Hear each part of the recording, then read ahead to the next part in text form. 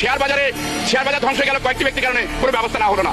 আপনার পদ্মা সেতু, গুটিগত ব্যক্তির কারণে পদ্মা সেতুর আজকে চরম অনিশ্চয়তার মধ্যে। মাননীয় স্পিকার, প্রতিটা ক্ষেত্রে আপনি প্রাইভেট ব্যাংকিং সেক্টরে কয়েকটি ব্যক্তি নাম এসেছে আজকে এই আপনার যে হলমার্কে যে কেলেঙ্কারি, এই কেলেঙ্কারির উপরে আজকে প্রায় 1 মাস হতে যাচ্ছে, একটি ব্যক্তিকে একটা মামলা হয়নি, একজন ব্যক্তিকে অ্যারেস্ট করার কিছু হয়নি। মাননীয় স্পিকার, বিমানের একই অবস্থা। আমার প্রশ্ন হলো, মাননীয় প্রধানমন্ত্রী এবং মহাজনের সরকার কেন এই ব্যক্তিগুলোকে কাজ করা দিচ্ছেন, কেন এদেরকে ব্যবস্থা নিচ্ছে না? এবং আজকে জাতীয় অর্থনীতি এর প্রবৃদ্ধি প্রতি বছর কমে যাচ্ছে। আজকে বিকালে আমি একটি সেমিনারে গেছিলাম, এইটা আইএমএফ এর উদ্যোগে সেমিনার করা হয়েছে, state of the economy of Bangladesh. তারা বলছে সবকিছু এলিমেন্টস, সবগুলো ফ্যাক্টর ফেভারেবল থাকার কারণেও, বিশেষ করে আর্থিক সেক্টরের অব্যবস্থার কারণে আজকে প্রবৃদ্ধি কমে যাচ্ছে। তারা বলছে যে আগামীতে প্রবৃদ্ধি আরো কমবে। শুধু তাই না মাননীয় স্পিকার, এখন যে অবস্থা আমি আগে বলেছি, আমাদের মাননীয় অর্থমন্ত্রী উনি বিদেশে ঘুরে বেড়াচ্ছেন, এখনো বিদেশে আছেন, কিন্তু উনি বলছেন যে 4,000 কোটি টাকা কিছুই নয়, যেখানে আমার 40,000 কোটি টাকা আমার প্রাইভেট সেক্টর ব্যাংকিং এ আছে। মাননীয় স্পিকার, আমি সংক্ষেপে এইটুকু বলতে, স্পিকার, হজ যাত্রীদের এবারকার পারাপার সম্পূর্ণ অনিশ্চয়তার মধ্যে আছে।